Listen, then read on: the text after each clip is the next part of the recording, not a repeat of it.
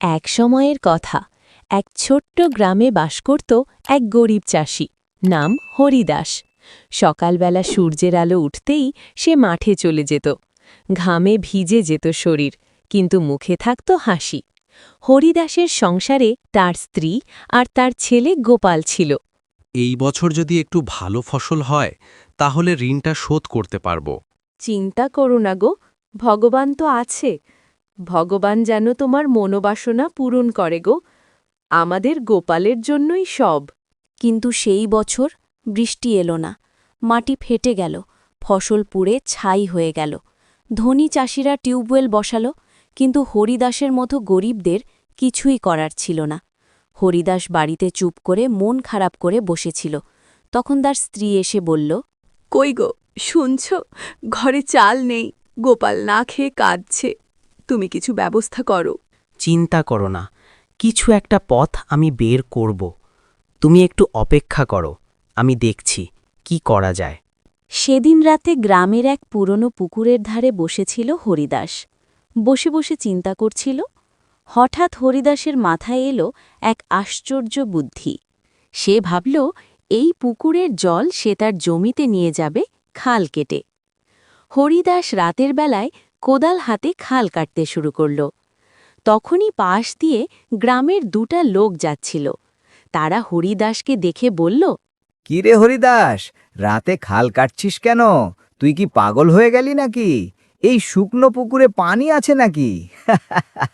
তোমরা যতই হাসো, কিন্তু আমি চেষ্টা থামাবো না। আর এই পুকুরে যেটুকু পানি আছে আমার হয়ে যাবে। তোমাদেরকে এটা নিয়ে বেশি ভাবতে হবে না। আমাকে আমার কাজ করতে দাও এখন। আর সময়ই বলবে কে পাগল। 3 রাত ধরে একা একা কাজ করল সে, কঠোর পরিশ্রম করে। চতুর্থ দিনে পুকুরের পানি তার জমিতে পৌঁছে গেল। হরিদাসের জমিতে ধান সবুজ হয়ে উঠছে, অন্যদের ক্ষেত শুকনো। গ্রামের চাষিদের মধ্যে হইচই পড়ে গেল। অন্যদের জমি শুকিয়ে গেলেও হরিদাসের জমি সবুজে ভরে উঠল।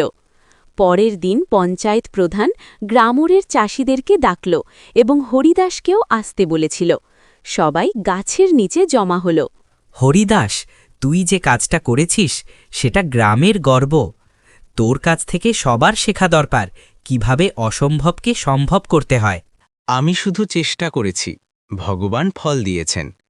চেষ্টা করলেই উপায় বের হয়, অলস থাকলে কখনো নয়। তুই তো এখন গ্রামের সবার শিক্ষক হরিদাস। তোকে প্রথমে আমরা সবাই পাগল বলেছিলাম, কিন্তু তুই আমাদের গ্রামের গর্ব এখন হরিদাস। বাবা, এখন সবাই তোমার নাম নেয়, সবাই এখন তোমাকে সম্মান করে। আমিও বড় হয়ে তোমার মতো ভালো কাজ করব বাবা।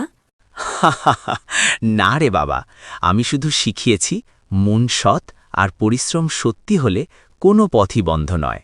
গরিব চাষি হরিদাসের গল্প শেখায়, মানুষের প্রকৃত সম্পদ তার বুদ্ধি আর পরিশ্রম। জীবনে কষ্ট আসবেই, কিন্তু যার মন দৃঢ় আর চেষ্টা অবিরাম, সেই সত্যিকারের সফল মানুষ। গল্পটি যদি ভালো লাগে তাহলে ভিডিওটিতে একটি লাইক, কমেন্ট করে চ্যানেলটি সাবস্ক্রাইব করে পাশে থাকুন। ধন্যবাদ।